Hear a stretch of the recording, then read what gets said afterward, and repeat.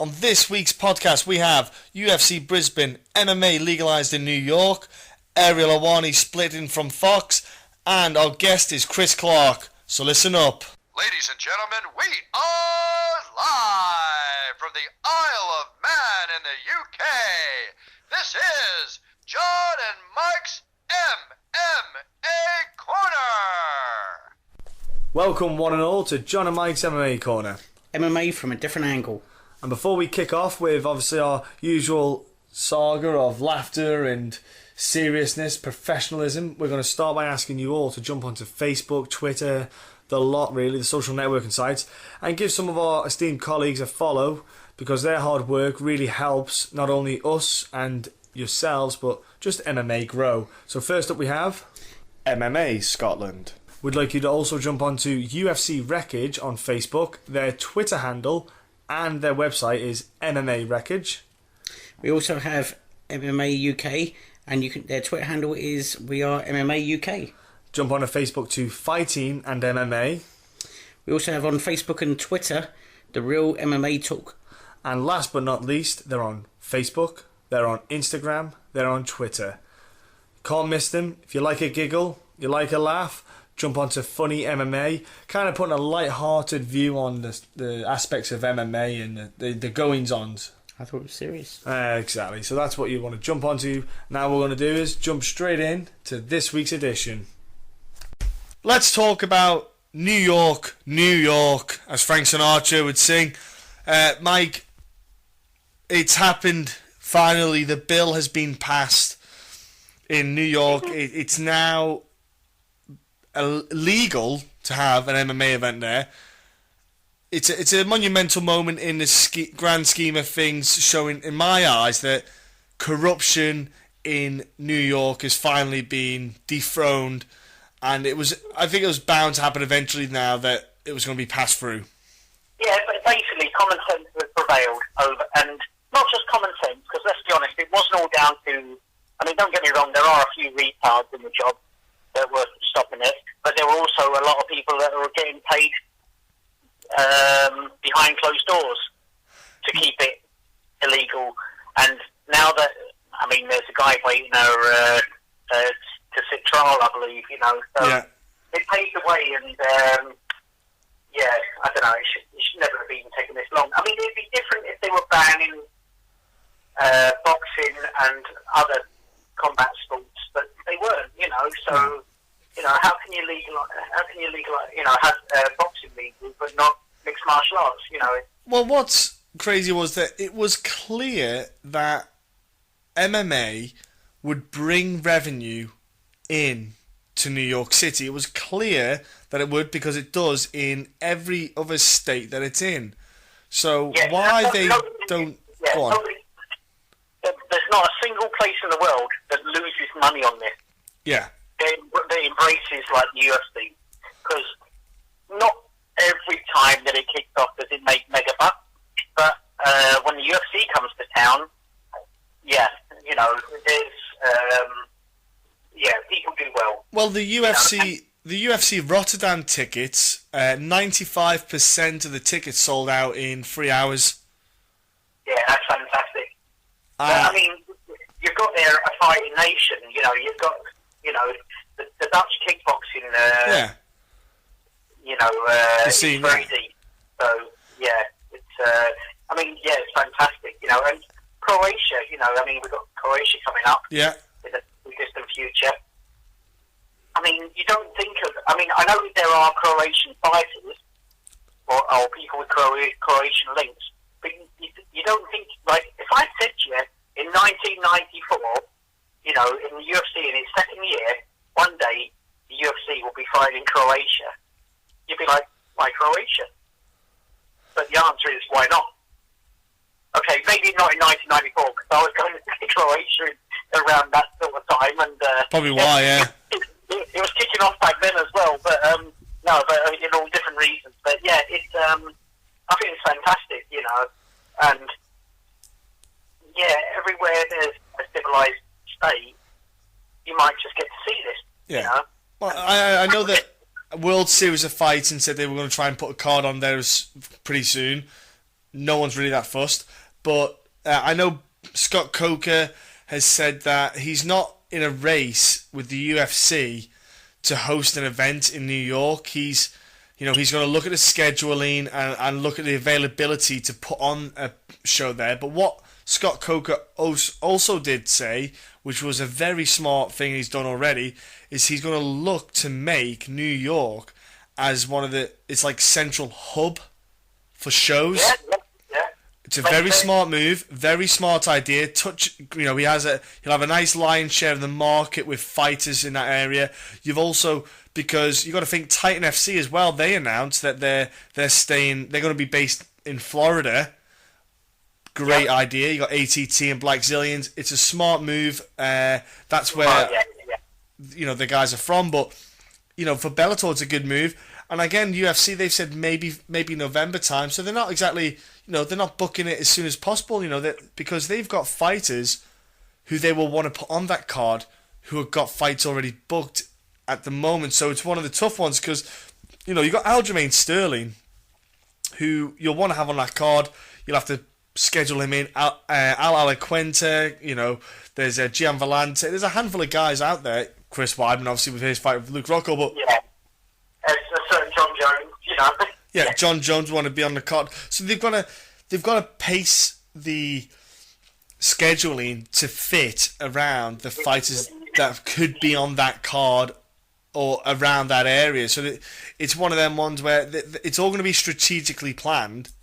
So don't expect that's why they're saying November. They're giving it plenty of time because you don't want to see like, for example, the last thing they want to have happen is, let's say Chris Weidman and John Jones get flatlined in their fights.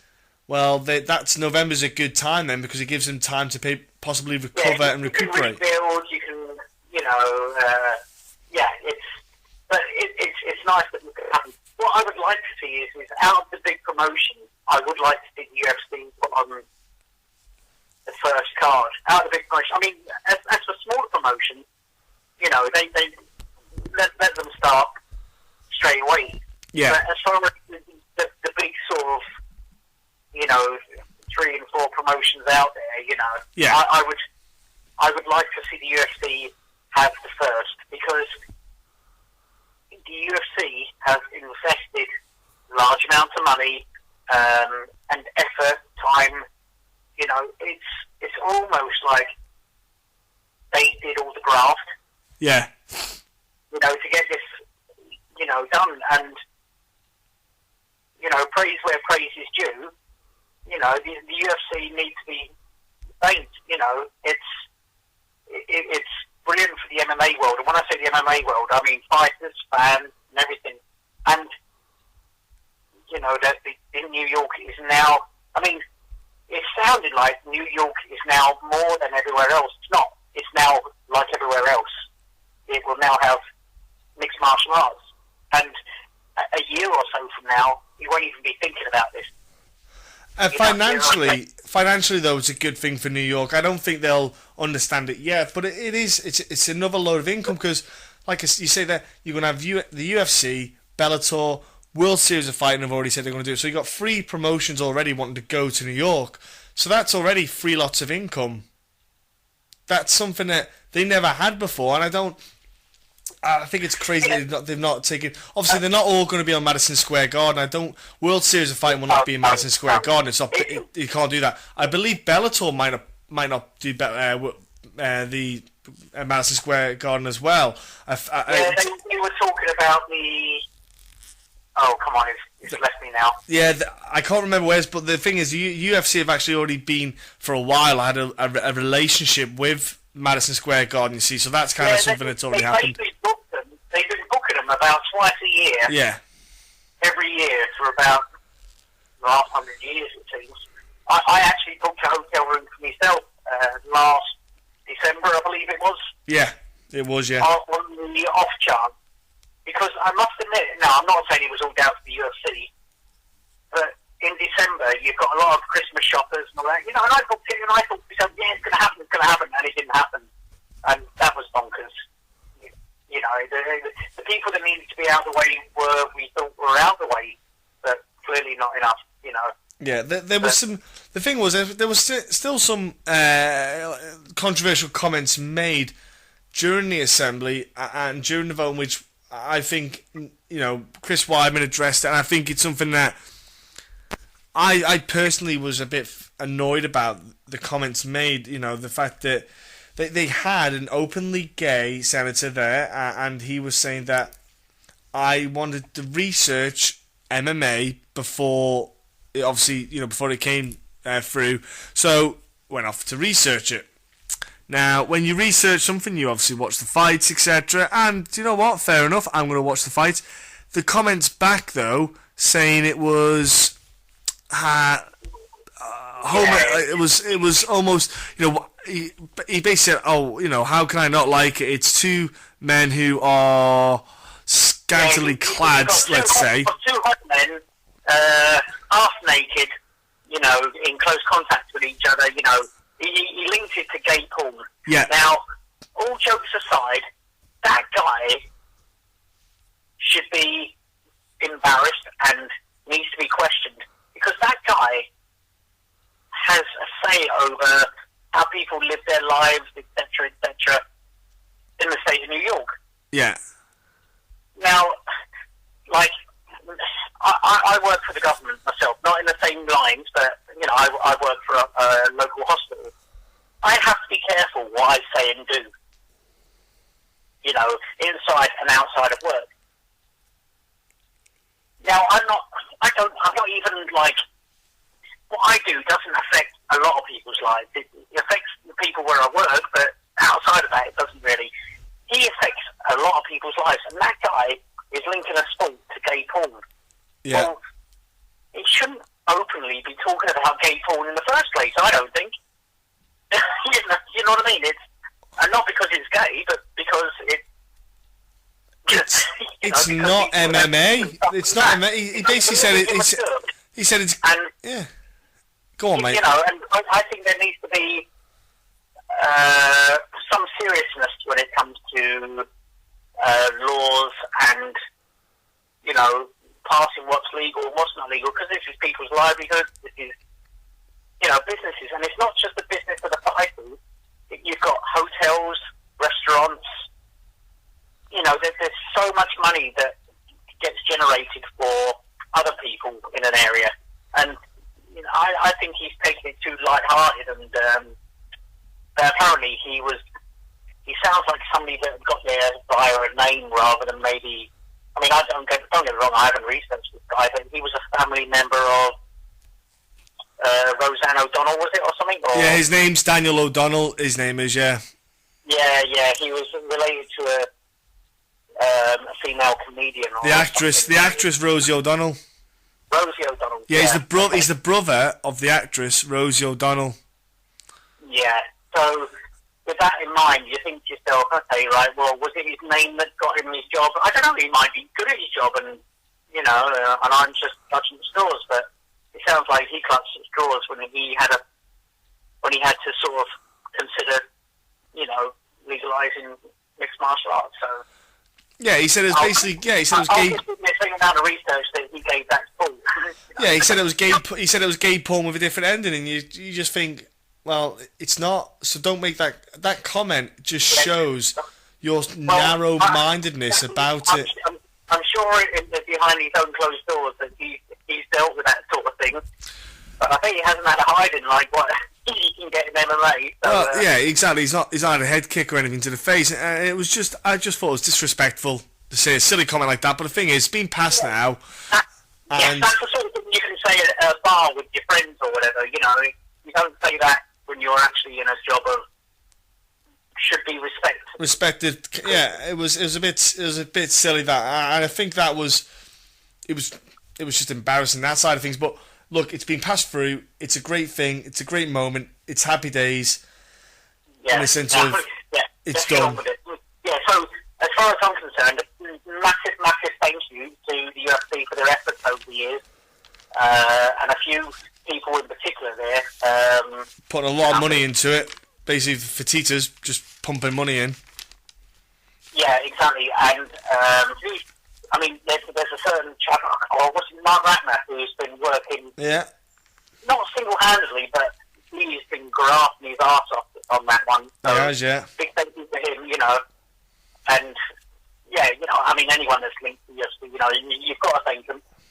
Don't get me wrong, they do some things wrong, but I've got to, thank them for what they've done there, And I think the other promotions and anybody linked to the mixed martial arts, whether it be a fan, a promoter, or anything, I think they owe a certain level of thanks to the UFC as well for that. Well, it'd be nice to read more about that, and I haven't seen any of it yet. So. You won't, Mike, because like I said to you off air, but I don't need to thank the UFC because I don't need to thank them because Mike. No, listen, Mike, because the UFC, you don't need to thank them because MMA doesn't need New York to be going. Like New York, MMA's been going just fine without it. It's just another. Yeah, I know, Kelly, but I don't. Why do you say? You don't need to say thanks. It gives me an excuse to. I mean, a lot of my travel is done pretty much around mixed martial arts now, and it gives me an excuse to go to New York, which I've put off for a number of years because I've said, I'm going to stay in New York, but my first trip to New York will be to see a UFC event. I should have been doing that a few years ago, Yeah, but what you're saying is then the thank you is just on a personal level. You're saying that everyone else should be thanking him. Well, I don't need to thank him. No one else does. No one else does either. Yeah, okay. But anyway, it's done. So good stuff. Let's get on. We're gonna go. Well, should we touch on? Should we talk about Brisbane next, or do you fancy talking? Yeah, we can do. Yeah. Yeah. Brisbane happened last. Yeah, Brisbane happened last weekend. That went down, and there's a handful of results that came out from it that I wasn't surprised with, but then I was surprised with some of the other outcomes. I don't know what fight you want to mention, but let's say we'll do a little bit of a selfish side of things from a British perspective. Ross Pearson getting the win. Yes, yeah. Fun to work, all the way to the end of the shift. But, well done to him all the same. I thought it was a very tentative performance, but the problem was he had Chandler Priest was doing a very cautious fighting style. He kept backing. Ross was always going forward. It's just the way he fights anyway. But Chad was always backing away, doing a counter strike. He was jabbing and coming back and stepping away, throwing a kick. It was a frustrating fight for Ross, but the thing was, he showed composure in keeping his calm and not getting, not losing his rag by just trying to throw strikes to get involved. He was being patient with his strikes, and it paid off. Obviously, he got the decision win. Yeah, it was a win that both fighters needed, and don't get me wrong, I don't think they're in the trouble, but they've got to be careful because Ross really needs a bit of momentum in his wins now. He does. He needs some consistency. And I just hope he can get it, but he just needs to string some wins together. Well, look, he called out Diego Sanchez, and I would like him to fight Diego again because, do you know what? He won the fight. Everyone else knows he won the fight. The only person who doesn't know he won the fight is Diego Sanchez. And I believe that if Ross fought him again, I think Ross probably would finish him this time. Yeah, I think so. I mean, although he fought his last fight kind of strange, not his usual self. He was protecting his career with his last fight, it seemed. I think Ross though it's an easier. I won't lie. I think this is I think a Diego Sanchez fight it's a potential fight for him to win, a higher chance for him to win that fight than it. Like he called out. I think he called out Alvarez and Melendez. He won't get Eddie Alvarez, but even Melendez, I don't think that's a good fight for him. He needs to go and fight. I think Diego Sanchez get another win. That's 2 wins. That's a good momentum builder for him. He needs to get. I'm not saying he needs to pick easier fights, but do you know what? He does need to get a bit of consistency, and I think Diego Sanchez is a better option for him. Yeah, definitely. That's just I'd hope he does get it. And it just go on. It repairs the record books, doesn't it? Which. Yeah, which was just a joke anyway. Look, what fight do you want to talk about next on that card from yourself that stood out to you? Well, I don't want to jump the gun because there were other great fights on there, but the one fight that I think stole, in my eyes, it stole the show for me, because I love that never say die sort of hang in there and just, and... You're going to skip the whole card pretty much until the co-main event, aren't you? Exactly. No, don't go that far ahead. Come on. That's why I'm saying I don't want to jump the gun. Don't jump it then.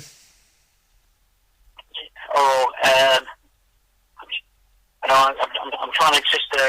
You give me another one because I'm just trying to remind myself. Right. I tell you who I was not shocked. I was not stunned at the result. James Tahuna getting sparked out by Steve Boss. Frightening. It wasn't frightening. It wasn't at all because... No, I mean, it was one of those... Boom, out. Yeah, James Tahuna's been sparked out before. He lost 3 in a row. He got stopped 3 times. And then Steve Boss did it again. I was like, what do you expect? Like, James Tahuna has been out since June 2014. I thought he retired, to be honest with you. I forgot I thought he'd maybe been cut retired. And he comes back and he gets done again. I'm like, look, James, just go. I'm not being rude to the lad. I'm not saying he's not good enough, but what I'm saying is you're not going to get where you want to go in the fight game. You need to stop now for your own safety, for your own health. Just that's it now. Just knock it on ahead and go. Yeah. Also, just one congratulations I just want to hand out is Alan Joban. Just boom, going out there, finishing his fight, just like we know he can. Yeah. Beautiful finish. Yeah. I love watching him fight. Yeah. Beautiful finish by Alan Joban with the elbow strikes. Yeah. Another good fight. I was, a guy. It was an underdog. He was losing the fight, and then he came back and got the win. Was Daniel Kelly against Antonio Carlos Jr. I know. Talk about grab a chance by the bollocks. Like I don't think he was not brought in to win that fight. No. I don't think anyone says. Well, the thing is with Daniel Kelly, he's only lost 1, and I think he's now 11-1 or 10-1.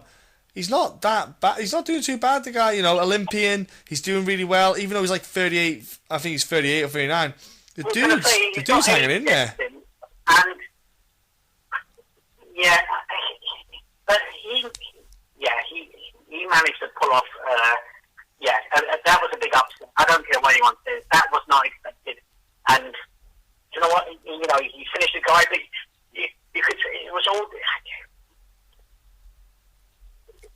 just that split second of landing that kick, just as the hand came off.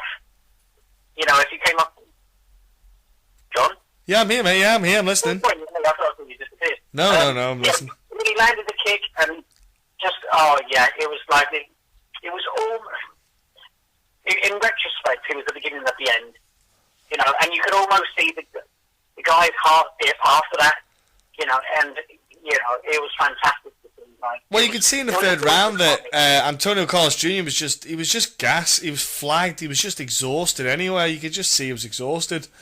And Daniel Kelly, he looked fresher out the 2. He looked like he had more in him anyway. Yeah, he looked like the younger guy in the fight. He did. Look, congratulations. I tell you what, Jake Matthews against Johnny Case. What a win for Jake Matthews, beating Johnny Case, who's on a 12-fight win streak, 4-0 in the UFC. Jake Matthews, it was a cracking fight, to be fair. And Jake Matthews looked absolutely great in that fight. And I think Johnny Case looked very good as well, but for Jake Matthews, great win for him in the 155 division, and that just really, that will get that momentum going again. He's now 5-1 in the UFC. Yeah. Super happy. And also, with Jake Matthews, we haven't got the finished article yet. He's still a young guy growing up. Oh, yeah. He's still learning and learning and learning. And this fight was fantastic for him being. He was in a fight that I would say he was probably a bit of an underdog. And he wasn't having things all his own way. He had to go out and, again, he was somebody else had to grab this fight by the bollocks, and and go out and steal that win in the end, which he did, and fantastic. I was very impressed with him. Okay, And how, go on, and co-main event then. You can talk about it now. So, basically, you get Hector Lombard comes out and does what we all know he can do. He drops, he hurts, he gets control over Neil Magny, and basically he punishes him for like the whole round, virtually, and Neil Magny, we all know he is gusting, he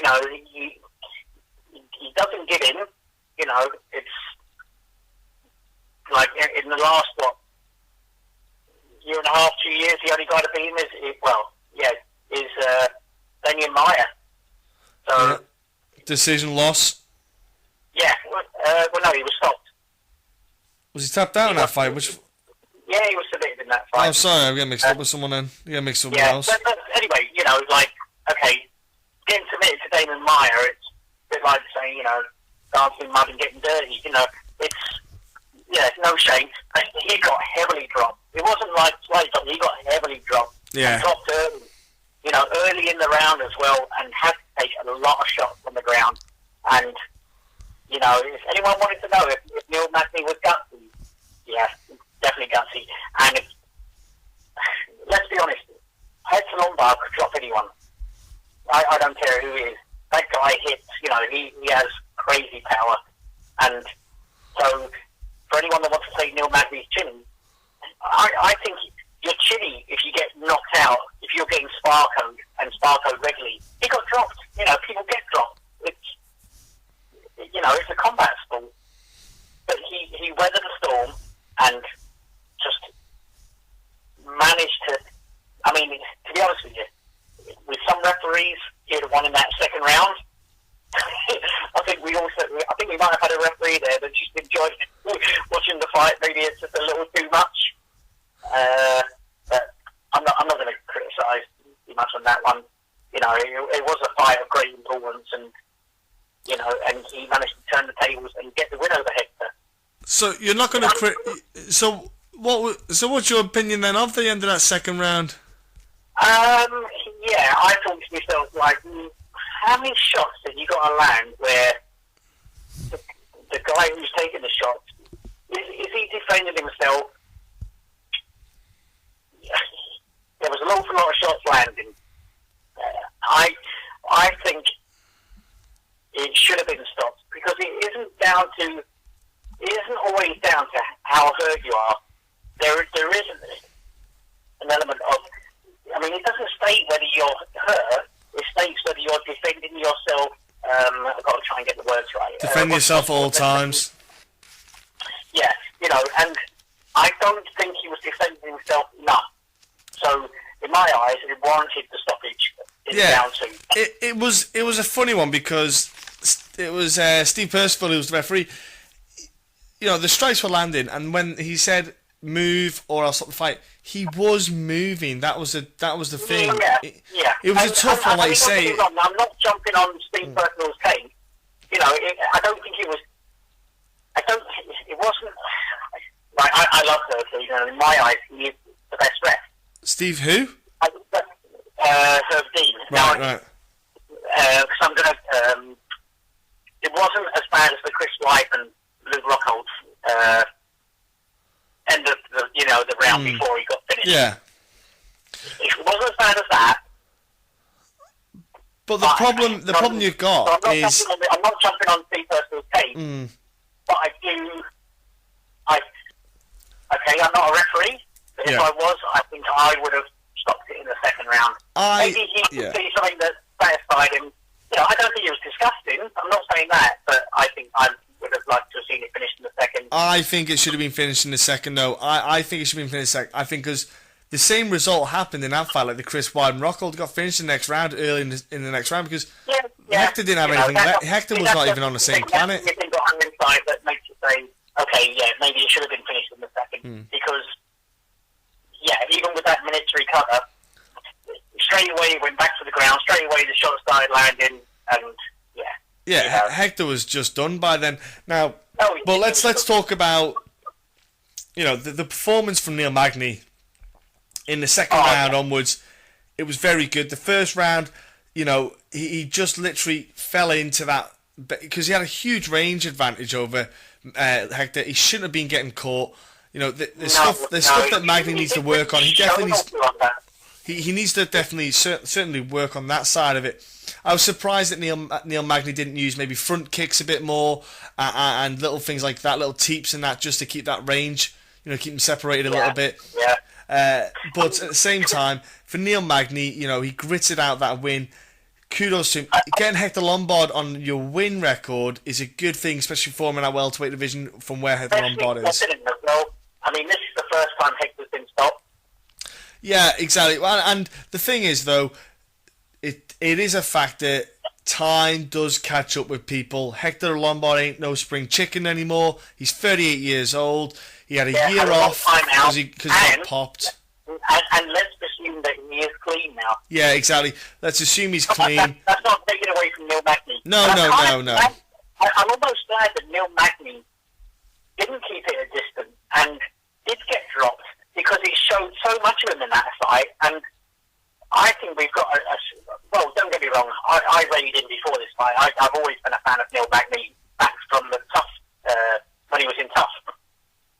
But in that fight, I think he's got an awful lot of other fighters' attention, because he showed his toughness, he showed his ability to come back from being hurt early in a fight against a very hurtful fighter. And to win and finish an opponent that hasn't been finished before. You've got three things there that you really need in your arsenal, and Magny's shown that you've got them.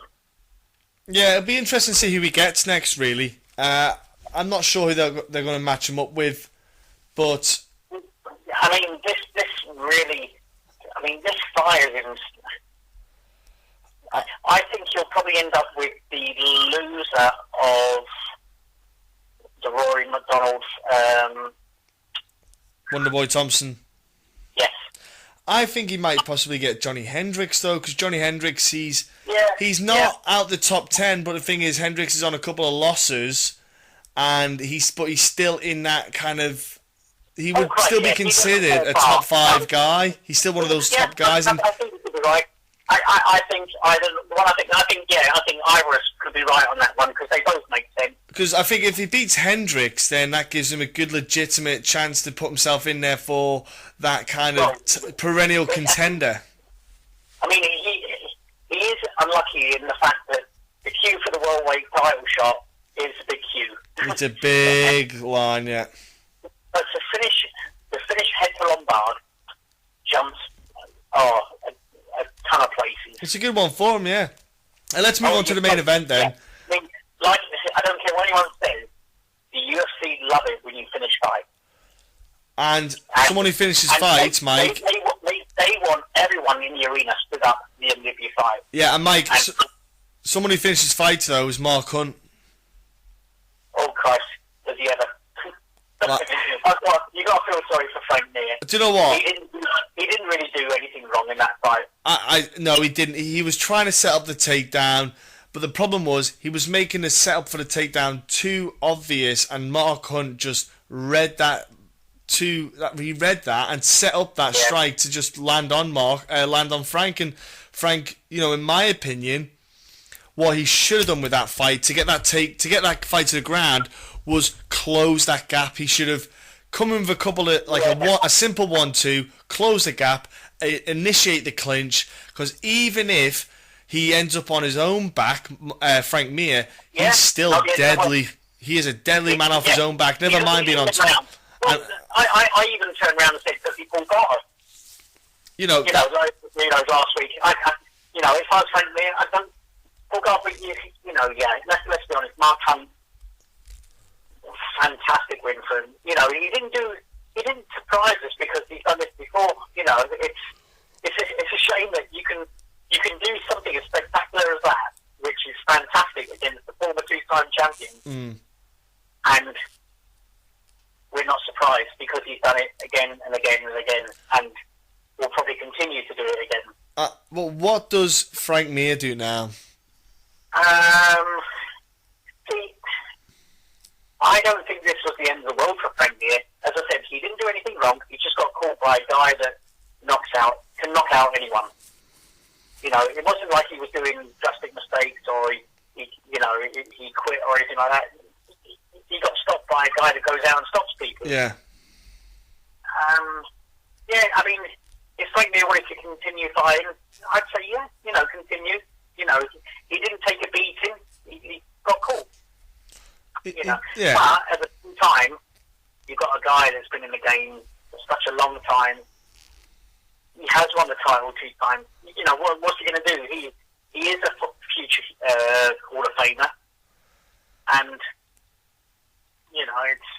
Because I can't see Frank getting a title shot, and I can't see it happening. So, what's he doing? Even if he did get a title shot, it's not going to cement his legacy any more than he already has. No, but the thing is, Mike, you fight. You know, ideally, the reason why you're fighting is because you want to prove that you're the best, you want to be the best, and you want to win titles and stuff. But the problem you've got with Frank, in my opinion, is you're not in the flyweight division, you're in the heavyweight division, and you're getting hit by guys like Mark Hunt and... Oh, take years of your life. Yeah. And Frank's been around for a long time, and you got to think about... you think about the second fight... Mike, think about the second fight with Brock Lesnar, what it looked like in that fight, and you think to yourself, look... Yeah, and Shane Carwin and... Yeah, we know that Frank Mir is... Frank, we know you can take a punch, we know you're a tough guy, we know you've had some wars, but look, what is there... What are you going to prove by continuing... Like, we know how great you've been, you've snapped Nogueira's arm for... look, I love you, but I don't know if I want to... Like, stop now, you've done enough. I don't mind seeing you maybe on the commentary side of things. You know, you're a great analyst. Yeah, I mean, the guy can talk. His knowledge of the game is second to none. Stupendous, yeah. As I said, it took for me to see it. I don't mean this in a bad way, but get a bike crash, get humbled a bit, and come back, me to start liking the guy. And I was fortunate enough to meet him in Vegas a year ago, was it? And he's actually really nice in person. Like, he's a proper nice guy. You know what I mean? I'd like to see him around the scene, but not getting hit anymore. No. Yeah, I'd like to see him hang him up. So look, that was UFC Brisbane. It happened. The card's over with. Look, Mark Hunt is going to go on to probably fight a guy in the top 5 next. Obviously, we've got to wait for some results to happen now because there's a lot of heavyweight matchups being made. I think we won't see Mark Hunt get anything announced probably for the next month or so. I think Mark will have a little bit of a bit of R&R, and then when he'll get back, let's go on to a heavyweight that fell into a bit of trouble, which was Konstantin Arokin after his amazing, probably the best fight you'll ever see in your life against Gabriel Gonzaga in December. Yeah, I didn't see the same fight as you. Yeah, I was actually stateside for that fight, and I think I woke up around about Sunday. Mike's one of the lucky people who got to witness that in person. I know. That's time I'll never get back. Yeah, he's been suspended. Yeah, I couldn't turn over like the rest of you could. No, he's been suspended for a year for failing the drugs test. Popped for steroids. It's good. Guys are getting caught, getting popped. It's a great thing. Look, it's bad that people are still doing it. Even though, I mean, let's be honest, those tests are pretty damn good. Yeah. It's silly to get caught. Yeah, it's silly getting caught knowing that they're gonna catch you. But let's touch on to. Oh, they also announced John Lineker against Rob Font in the bantamweight division on that card down in Brazil. That absolutely stellar, awesome card that's going down in Brazil. The Fabrizio Verdun Miocic card with Jacare and Vitor, Anderson Silva and Uriah Hall, Shogun versus Corey Anderson, Damian Maia, Matt Brown, Thiago Santos versus Nate Marquardt. You got Lineker and Rob Font. The card itself is it's obscene. That card is obscene. Oh yeah, it's not. It's absolutely not. It's long overdue as well in Brazil, I think. Yeah. It's what? Sorry. it's a long overdue card for Brazil to have a stacked card. It's a bit overdue. You know, they would have not bad cards of recent times, but then again, they get a lot of cards, but they get an awful lot of tough fights. Like the UFC are going up to UFC Ottawa in Canada. They've not had a card in Canada for a while. I think they need to put a big effort into that Canada card, in my opinion. You know, kind of, you know, almost like a subconscious kind of apology. Say, look, you deserve a good card. Here's a great card. Yeah, it's, you know, hats off to the UFC. You know, they've managed to put one together, and yeah, if anyone's going to that, then yeah, that's a great card in Brazil. Let's. Last but not least, Ariel Helwani he's recently announced that he has parted ways with Fox, and he's not going to be doing any of the broadcasting side of things for the UFC shows. Now, it's a bit of a tricky one because of the time we're putting this out, Ariel Helwani didn't announce why he left. He said he was going to elaborate a little bit more on either the MMA beat or the MMA hour, which was this Friday next week. Now, I'm super curious to find out what happens, and what goes down.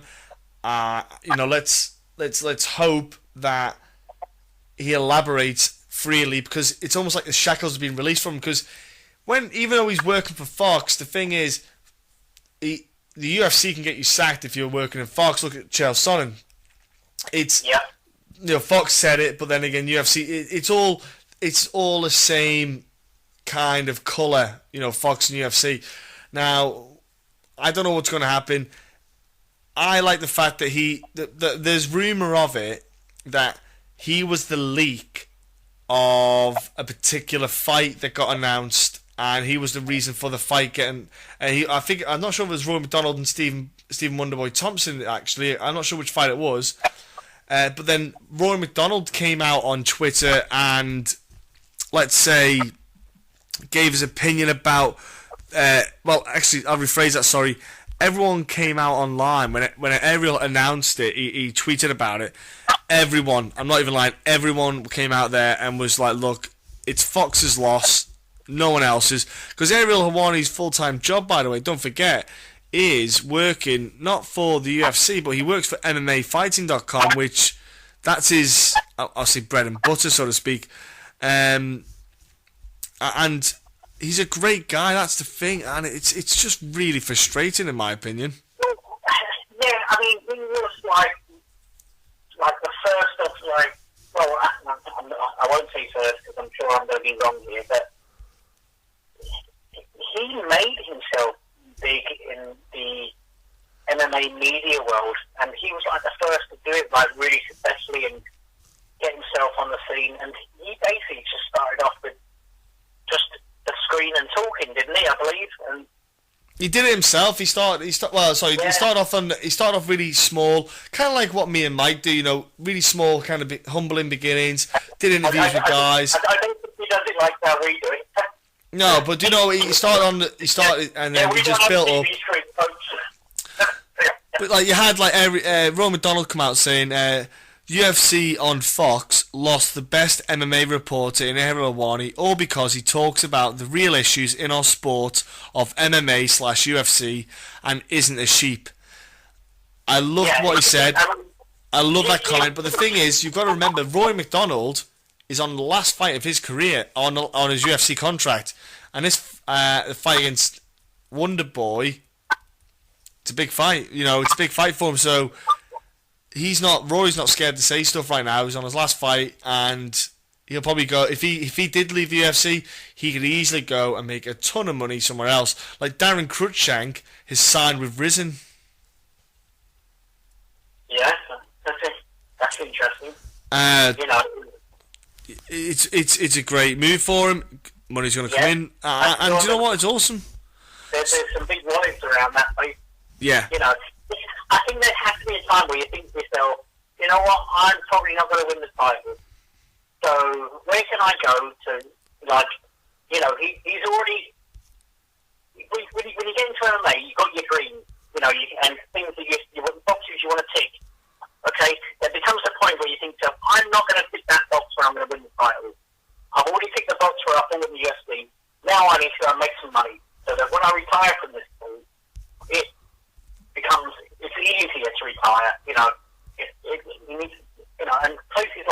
I mean, don't get me wrong, I'm sure he was earning all right in the UFC, but in RISM, there's some big bucks going out there, and it seems like a sensible decision to make. Yeah, it is. And look, when he elaborates a bit more, we can talk about it a bit more next week. That's pretty much from my side of things. What I want to talk about this week, Mike. Is there anything that you think we've missed out? Not that I can think of off the top of my head. I just know that April is looking like a good month for MMA, and I'm more than a little bit excited. It is. Now, don't forget, folks, in the description below, we'll have any kind of links to, subscribe and to the YouTube channel, or links to the SoundCloud and stuff like that. All of it's going to be in the descriptions below. So you know what to do. You know the drills, people. We'll be back next week. Actually, for our 100th podcast is next week as well. It's number 100 next week, if I believe. It is, yes. Podcast 100 next week. And I will tell you all right now, got a handful of special guests for number 100. And we hope you all enjoyed this week. We certainly did. We had a great time. And we just want to get you, before you go, jump on your social networking sites and give these people a follow. We have MMA Scotland. We have on Facebook UFC Wreckage. Also, their website and Twitter is MMA Wreckage. We also have MMA UK, and their Twitter handle is We Are MMA UK. On Facebook, we have Fighting and MMA. And on Facebook and Twitter, we have The Real MMA Talk. And then last but not least, on Facebook, Twitter and Instagram, they're funny. They talk about MMA. It's funny MMA. Jump on. They'll give you a giggle. And let's finish off with thank you very much, everyone. We will be back very soon, won't we, Mike? Yep, definitely. Thank you very much, and goodbye.